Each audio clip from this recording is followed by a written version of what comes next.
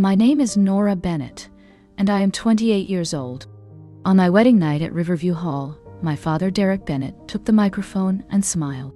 Then he called me a gold digger and said I was just like my mother, Angela Bennett. 300 guests stared, and the room went strangely still. My husband, Luke Parker, stood near the cake, holding his breath.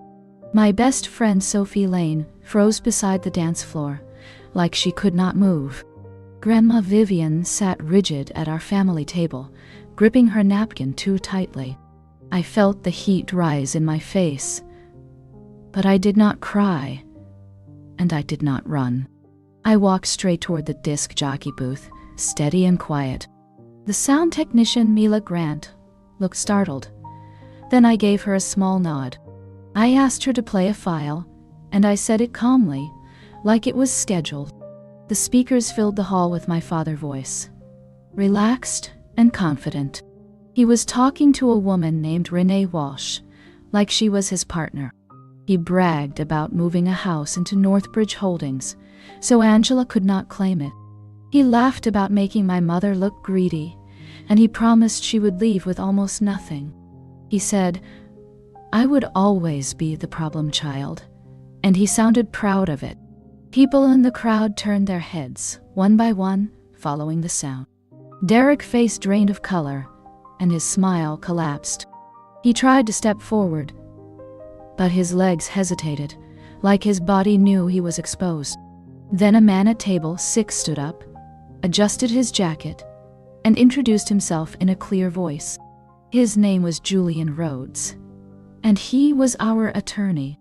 He said the recording was only one piece, and legal documents were already prepared. He said the evidence showed deliberate concealment and a pattern of manipulation. I looked at my father, and I kept my posture calm. I told him he chose this stage, and now he would hear the truth in public. Around us, whispers spread like a wave, and every look felt like judgment. Derek opened his mouth, then closed it again, because for once he had no story left to sell. That speech happened 3 hours into my wedding night, at Riverview Hall, and it stunned everyone. But the real story starts 14 years earlier, long before Luke Parker ever met me. Derek Bennett thought he was exposing me in public, but he did not know I had been waiting. I learned early that my father liked an audience, and he liked control even more. So I stayed quiet, and I watched, and I kept every detail that mattered. When I was 14, Angela Bennett came home on a Tuesday night around 9:30, still in her scrubs. She stepped into my room, closed the door, and told me to pack only what I needed. She said we were leaving, and she said it like a decision already finished. I grabbed my backpack, my textbooks, a toothbrush, and a phone charger. Then I froze. I did not think to take the family photos in the hallway, and I did not understand I would never see them again. Derek stood at the top of the stairs, arms crossed, watching us like strangers. He did not ask where we were going, and he did not try to stop anything. He looked at Angela, then looked at me, and he said 5 words that still burn. He told her to take the ungrateful one, then he turned away.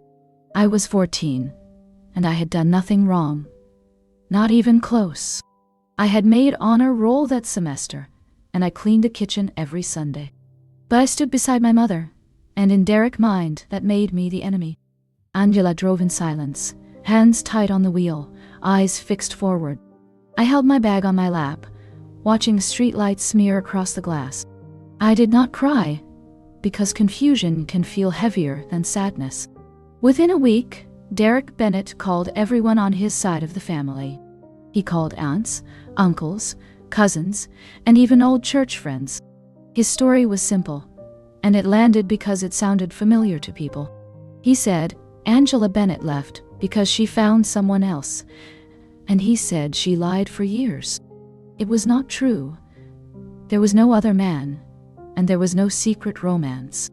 But Derek delivered the lie with confidence, like a wounded provider, like a betrayed husband.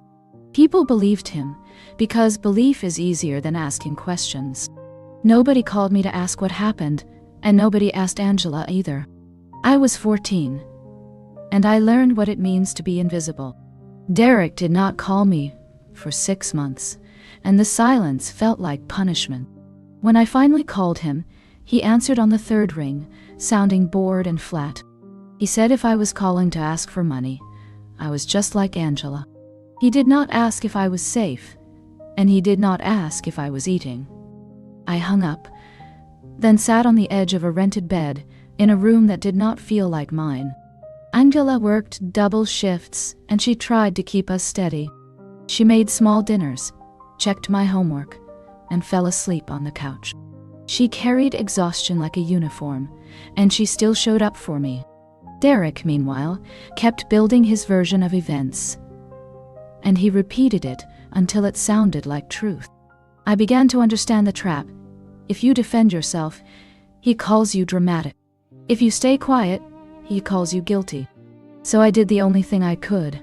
I focused on surviving, and I waited. I did not learn the real reason Angela Bennett left until 11 months before my wedding. That discovery changed everything, and it is why I walked to the disc jockey booth without shaking. Angela worked the night shift at St. David's Memorial, sometimes 12 hours, sometimes 14. She would come home close to 6 in the morning, make me toast, ask about school, then fall asleep still in her scrubs. I thought her fatigue was just life being hard, and I blamed myself for needing anything. One afternoon, while we were sorting old paperwork, I found a folder she had hidden for years. Inside were bank statements and a chain of emails and notes she had written to herself. The pattern was clear. Derek had been moving money quietly, and then accusing her of greed. He had planted stories, then used those stories to justify control. Angela sat with me at the table, hands trembling, and she told me she left to protect me. She said Derek had been setting traps, turning every argument into a public performance. She said she knew he would try to make me the villain one day, because that is what he does. That night I started recording, not because I wanted revenge, but because I wanted proof. I saved messages, dates, and details, and I kept them organized. I did not plan to use them at a wedding, but I planned to be ready. And when Derek finally grabbed a microphone, I did not panic. I simply pressed play. When the recording ended, the silence in Riverview Hall felt sharp. Derek Bennett tried to laugh, then tried to shout, and neither worked. He raised his hands like a preacher and said the audio was fake. He said I was being dramatic, and he said Angela Bennett trained me to do this. A few guests looked unsure, because people hesitate when truth gets messy. Then Julian Rhodes spoke again, and his voice cut through the noise. He said the file had been preserved with timestamps, and he said there were supporting documents. He said Derek's voice was not the only evidence. It was the loudest. Derek stepped toward the disc jockey booth, eyes narrowed, and Mila Grant stiffened. Luke Parker moved first, placing himself between Derek and me. Luke did not touch him, but his posture said no. Derek looked around, searching for allies, and he found none. Calvin Brooks, the event coordinator, approached quietly and asked Derek to return the microphone. Derek refused, then Calvin told security to step in. Derek tried a softer tone, and he aimed it at the crowd. He said a father knows his daughter, and he said I married for money. He said Luke should run before I ruin him. That is when Grandma Vivian stood up, slow and steady. She said Derek has been lying for 14 years, and she said she was done listening. Her voice shook at first, then it grew firm. She told the room Angela carried everything alone, while Derek played the victim. The guests watched her, and many of them believed her, because she looked like truth. Derek's mouth opened, then closed. He had never learned how to argue without the advantage of fear. Julian Rhodes asked everyone to stay seated, because the next part mattered. He walked from table 6 to the front, with a sealed envelope in his hand. He held it up so cameras could see, because there were phones recording now. He said Derek Bennett had been served before, but he avoided contact by shifting addresses. He said tonight, Derek finally made himself easy to find. The envelope contained legal notice and supporting filings regarding concealed assets and potential fraud. Julian, said the house, moved into Northbridge Holdings, was not an accident. It was a strategy. He said the timing matched the divorce process, and the purpose was clear: hide value from Angela Bennett. Derek tried to interrupt, but Julian continued without pausing. He said, "The court can revisit unfair settlements when deception is proven." He said this was not about feelings, it was about facts and paperwork. People in the crowd began whispering again, but the tone changed. It was no longer gossip, it was calculation. Some guests glanced at Derek with a new expression, like they were reassessing every story he ever told. Derek looked at me, and for a second his face held panic. Then he turned it into anger, because anger was his favorite mask. He pointed at me and said, "I planned this." And I said, "Yes, I planned to protect my mother." That was the truth, and it did not need decoration. After Julian Rhodes finished, the room waited for Angela Bennett to respond. My mother stood slowly, and she did not rush her words. She looked at the guests, then at Derek, then at me. She said she never cheated, and she never stole. She said she left because Derek was turning our home into a battlefield. She said he controlled money, controlled narratives, and punished anyone who disagreed. She said she accepted a small settlement because she was exhausted and because she wanted me safe. She admitted she was ashamed for years, not because she did wrong, but because Derek made her feel dirty. Then she lifted her chin and said shame belongs to the person who lies. Derek tried to laugh again, and his laugh cracked. He said Angela was bitter, and that she wanted revenge. Angela said she wanted fairness, and she wanted the truth. She said Derek could have kept his dignity if he had not chosen to humiliate his own daughter on her wedding night. That line landed hard, because it was simple. Nobody in the room could defend what he did, not honestly. Luke Parker took my hand and squeezed once. Sophie Lane began to cry quietly, and I understood she was not crying for me only. She was crying for every year I carried that label. Derek took one step back, then another, as if the room itself pushed him away.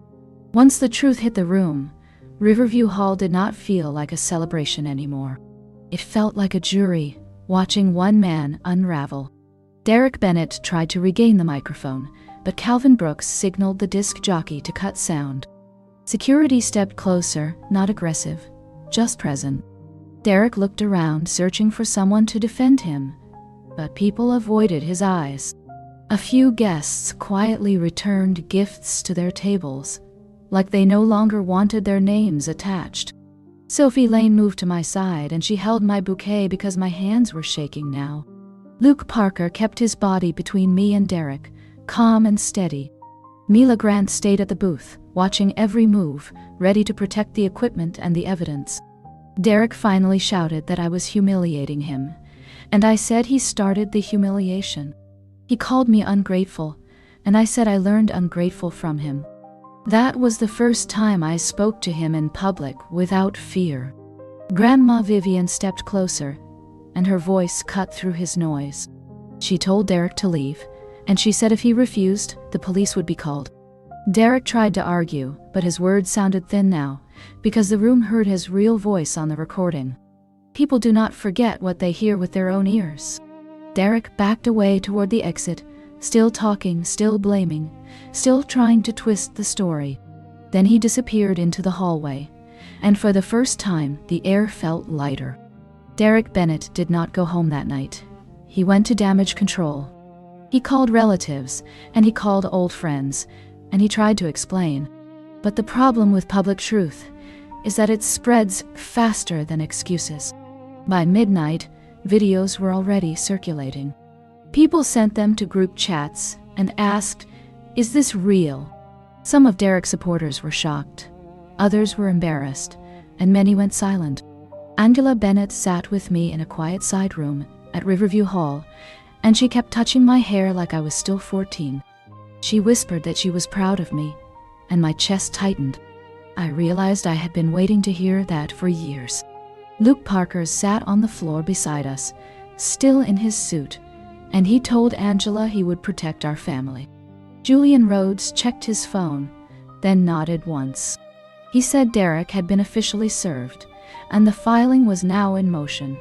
He said, Derek could not pretend tonight did not happen, because witnesses were everywhere. Grandma Vivian asked if I regretted it, and I shook my head. I said I regretted waiting so long to stop being afraid. Outside the building, paparazzi were not there, but curiosity was. Guests left in clusters, talking quietly, looking over their shoulders. The wedding ended early, not because the love was gone, but because the lie finally died. In the weeks after the wedding, Julian Rhodes walked us through the next steps. He explained that Northbridge Holdings was designed to hide ownership on paper.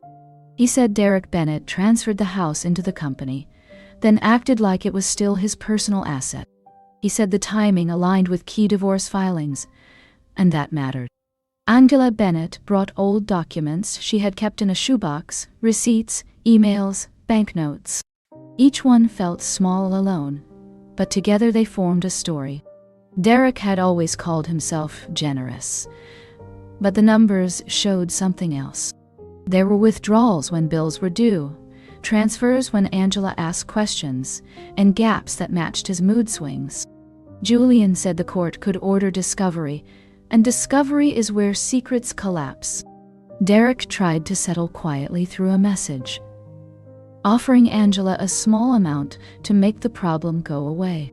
Angela said no, and her voice did not shake. She said she lived 14 years with a label, and she wanted the record corrected. Luke Parker supported her without hesitation, and I felt grateful beyond words.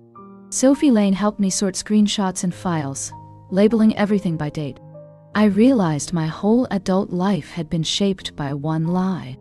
Now, the lie was being measured, line by line, and it could not survive math. Derek Bennett did not apologize. He attacked. He posted a statement online, claiming the recording was edited. He said I was unstable, and he said Angela Bennett poisoned me. He said Luke Parker married into a mess, and he suggested Luke should protect himself. It was the same tactic he used for years. Discredit the person holding truth. This time it did not land the same way, because people had heard his voice with no filter. Still, the smear campaign stung. A co-worker of mine sent a text asking if I was okay, and I realized the story had reached every corner of my life. Sophie Lane reminded me to stay quiet publicly, because court is not won on social media.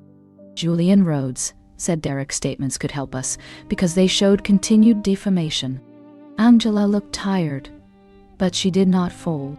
She said Derek built his identity on being right, and he would rather burn everything than admit wrongdoing.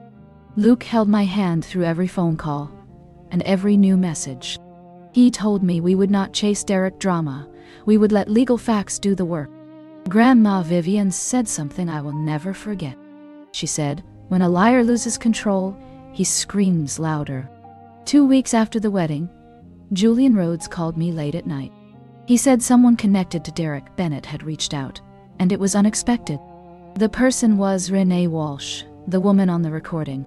She did not call to confess out of kindness. She called because she was scared. She said Derek promised her protection, and now he was blaming her for everything.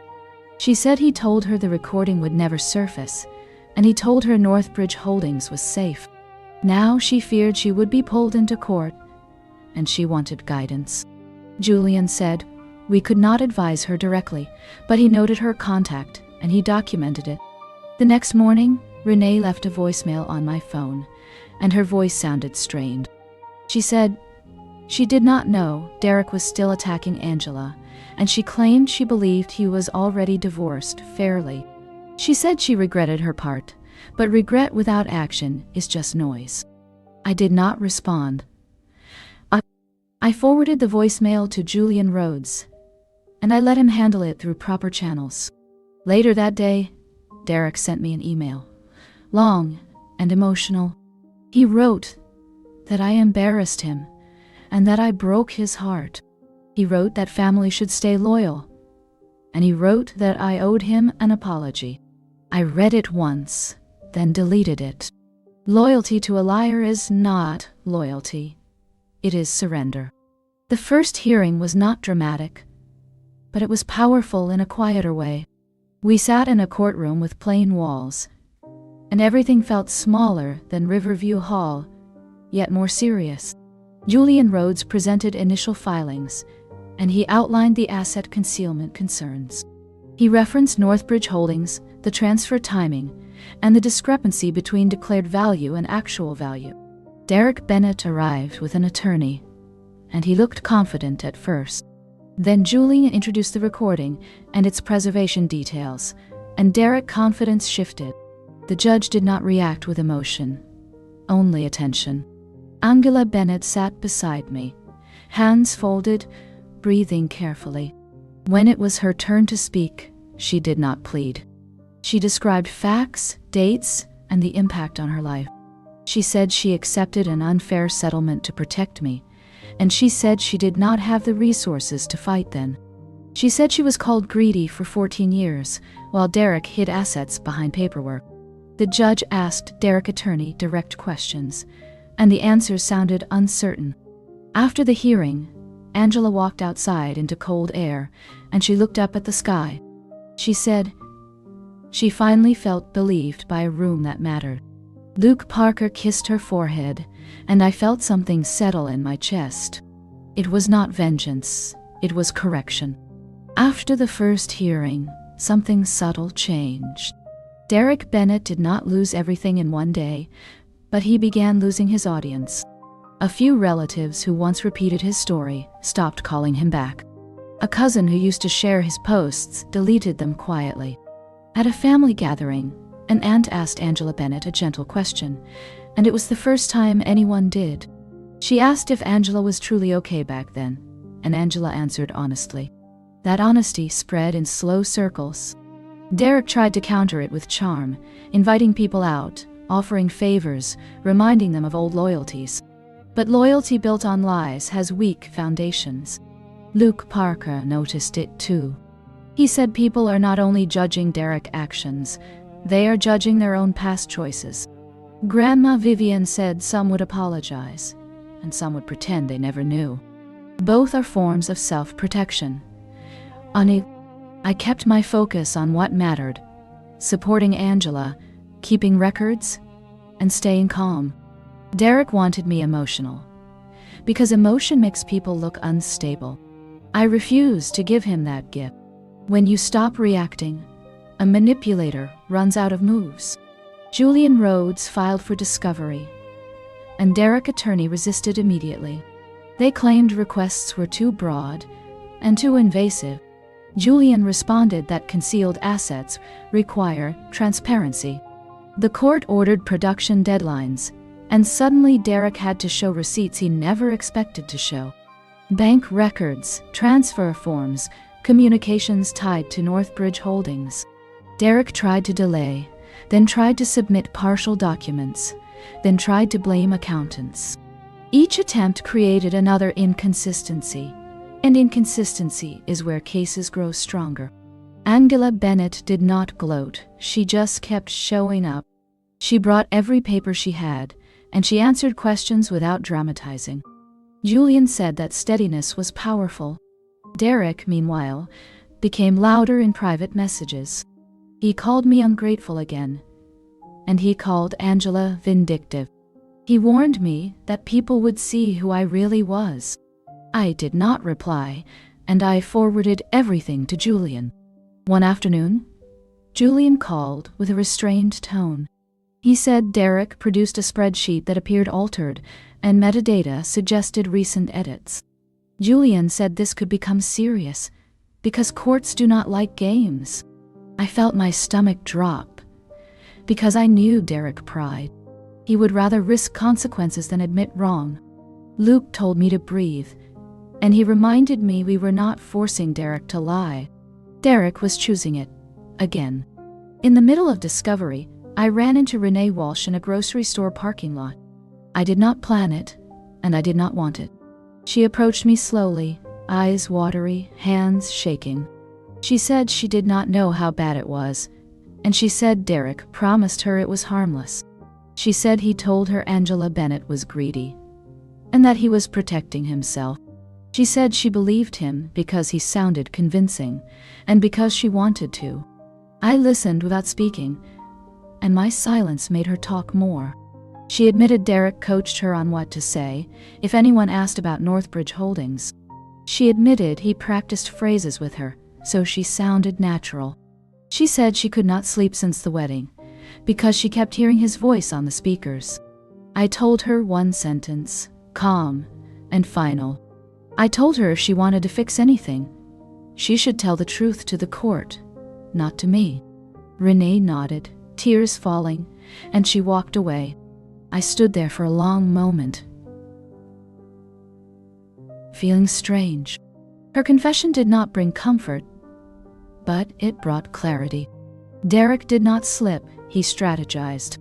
And now his strategy was collapsing under light. Julian Rhodes did not chase Renee Walsh, but he documented everything.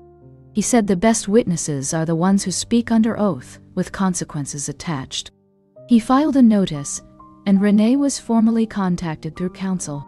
Derek Bennett reacted the way Julian expected. He sent a message to Renee, then another, trying to pressure her into silence.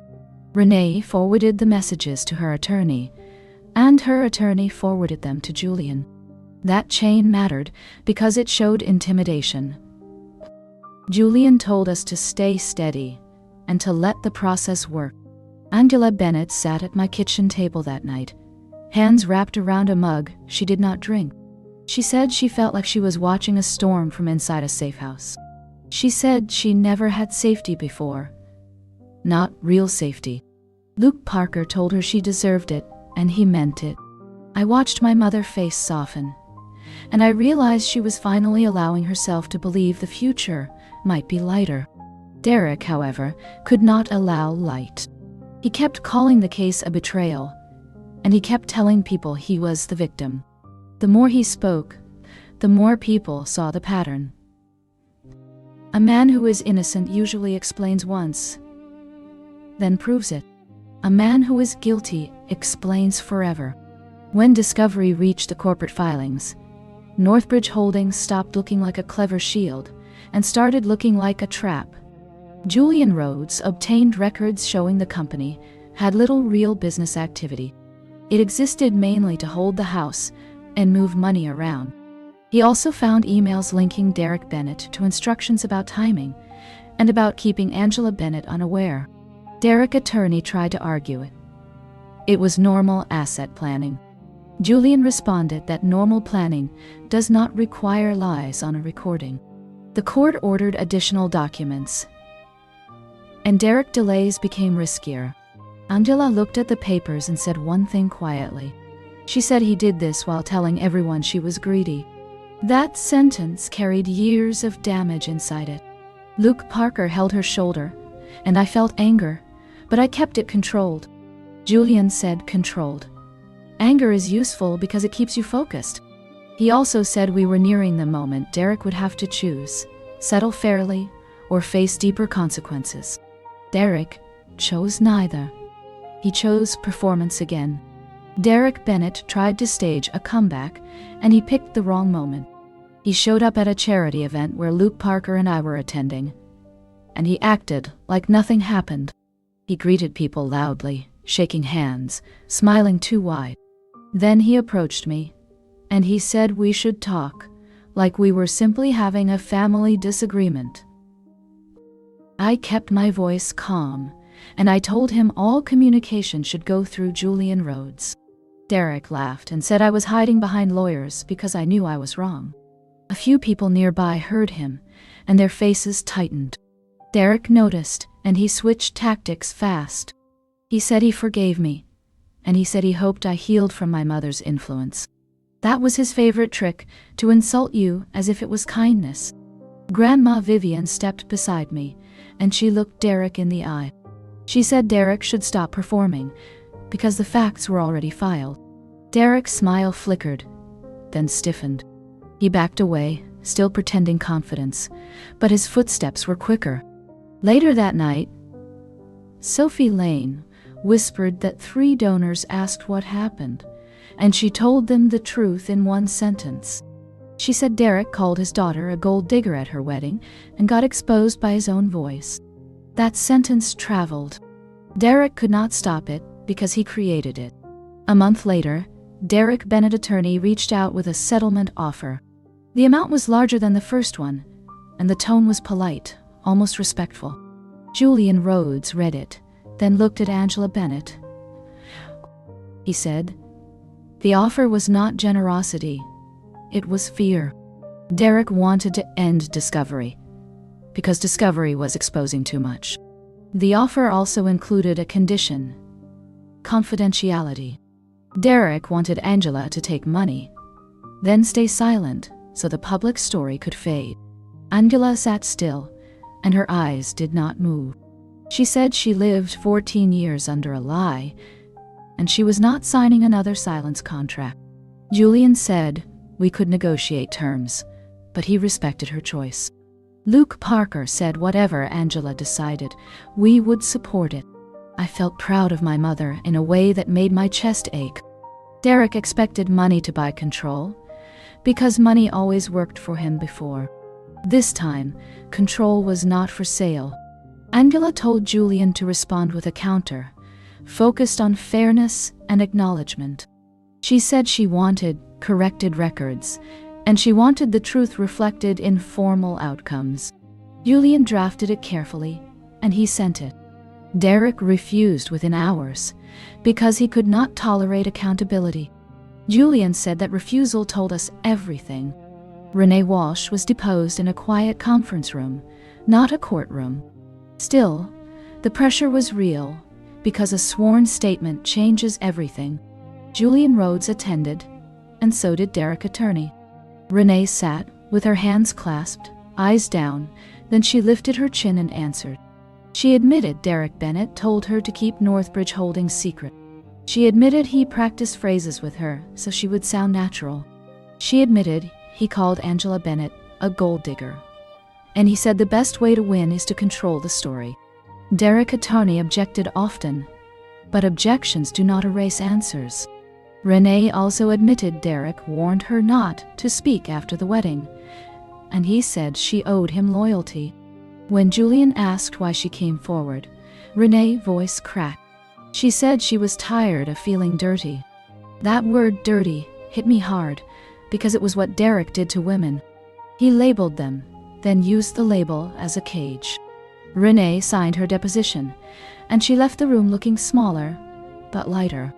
Julian told us the deposition was a turning point, because it confirmed intent. It was not accidental concealment. It was planned deception. After Renee's deposition, Julian Rhodes obtained another set of documents, and his tone changed when he called us. He said, Northbridge Holdings was not the only structure Derek Bennett used. There were additional transfers tied to a secondary account, moved in increments that avoided attention. Julian said this suggested a broader pattern, and it widened the scope. Derek attorney requested a pause, then requested mediation, then requested time. Julian said, we would not rush, because rushing helps the person hiding things. Angela Bennett listened, then said she felt something new, calm. She said she used to fear Derek's anger, but now his anger looked like panic. Luke Parker and I met with Julian, and he explained next steps. He said the court could compel full accounting and could impose penalties if deception continued. Derek responded by sending a message to me, not through lawyers, but directly, late at night. He wrote that I destroyed his life, and he wrote that I would regret it. I showed it to Julian, and Julian saved it to the file. Then he told me a simple truth. When someone threatens you, it means the facts are winning. The next hearing focused on compliance, not drama. Julian Rhodes presented the court with missed deadlines, partial disclosures, and the late-night threat Derek Bennett sent me. Derek attorney argued it was a misunderstanding, and that Derek was under stress. The judge did not accept stress as an excuse for hiding assets. The judge ordered a fuller accounting and warned that continued obstruction could trigger sanctions. Hearing that felt strange, because I had grown up with Derek acting untouchable. Now, a neutral authority was telling him, no, dough. Outside the courthouse, Derek tried to approach me, and Luke Parker stepped slightly in front. Derek's face tightened, and he said I was ruining the family name. I told him the name was ruined, the moment he chose to humiliate his daughter for applause. My voice did not rise, and that made him angrier. People like Derek feed on emotion, and I was starving him. Grandma Vivian waited near the car, and she watched Derek like a hawk.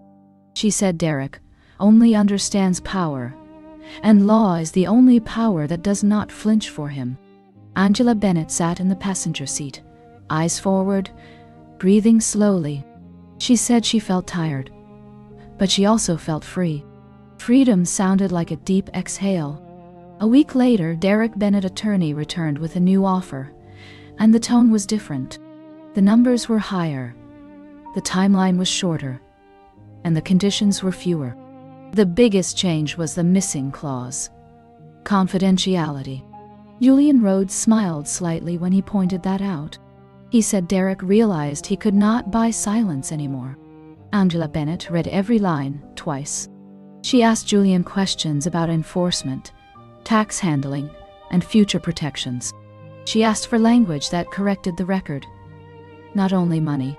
She wanted documentation that Derek's statements about her were false, and that the settlement reflected concealed assets. Derek attorney resisted that part, but the resistance weakened quickly. Renee Walsh deposition, the altered documents, and the discovery pattern had cornered them. In the end, Derek signed terms that restored a meaningful share to Angela and recognized that concealment occurred. It was not a full confession, but it was not nothing. Angela did not celebrate with champagne. She went home, made tea, and sat quietly. She said, "Justice is not fireworks, it is repair." Luke Parker hugged her, and I saw my mother's shoulders finally lower. After the settlement, Derek Bennett tried one last move. He sent a message saying he forgave me, and that he hoped we could rebuild. The word forgive made my stomach turn, because it implied I was the one who sinned. I did not respond. I asked Julian Rhodes to send a formal boundary notice, stating that further contact would be considered harassment. Derek did not like being ignored, so he called Sophie Lane, trying to pull her in. Sophie told him to stop, then blocked him. He called Grandma Vivian, and she laughed once, then hung up. Derek finally understood the new reality. The people he used to control were no longer available. Angela Bennett began planning a small trip, something she never allowed herself before. She said she wanted to see the ocean without fear of being judged for spending money. Luke Parker and I planned our honeymoon again, quietly, with no speeches, no microphones, no performance. At night, I thought about that moment at Riverview Hall when Derek grabbed the microphone.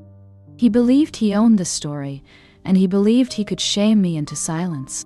Instead, he gave me the best gift he never intended to give. He gave me a stage where I stopped being afraid. A few months later, Luke Parker and I chose to redo what Derek Bennett tried to poison. Not the legal part, the joy part. We held a smaller celebration with people who had earned a place in our lives. No speeches from Derek, no surprise microphones. No performance. Calvin Brooks helped us again, and this time he set one clear rule: only the couple decides who speaks. Mila Grant handled sound, and she kept a calm watch, like she understood what it meant to protect a moment. Angela Bennett wore a soft blue dress, and she laughed in a way I had not heard in years. Grandma Vivian danced slowly with Luke, and she told him he was good for our family. Sophie Lane toasted us with a simple message. She said love is supposed to feel safe, and she was right. I looked around the room, and I realized I was not waiting for disaster anymore. That shift felt like healing. Derek Bennett did not attend, and he was not invited. Still, he tried to make himself present. He posted vague messages online about betrayal, and he hinted that children forget what parents do. People did not respond the way he expected. The comments were quiet, and the likes were fewer. Some of his friends unfollowed him, and some relatives stopped engaging. Derek always needed an audience, because an audience is how he validates himself. Without it, his anger had nowhere to land. Julian Rhodes said this is common. Manipulators do not fear truth alone. They fear isolation. I did not celebrate Derek's loneliness, but I did notice the balance. For 14 years, Angela Bennett carried shame that was never hers. Now Derek was carrying consequences he created.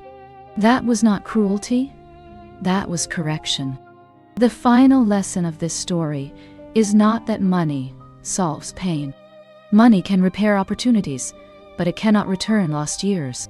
The lesson is that truth is not rude, and boundaries are not betrayal. Derek Bennett called me a gold digger to control the room, and he expected me to shrink. Instead, I stood and I pressed play, and the lie collapsed under its own weight. Angela Bennett did not win because she screamed. She won because she endured, and then chose facts. Luke Parker did not win because he fought Derek. He won because he protected peace. Grandma Vivian did not win because she punished anyone. She won because she refused to be manipulated. And I, Nora Bennett, learned the most important thing. A family name is not a crown. It is not a weapon, and it is not permission to hurt people. If someone demands silence to keep their reputation, then their reputation is built on harm. The best revenge is not humiliation. It is freedom. The moment you stop needing their approval, you take back your life.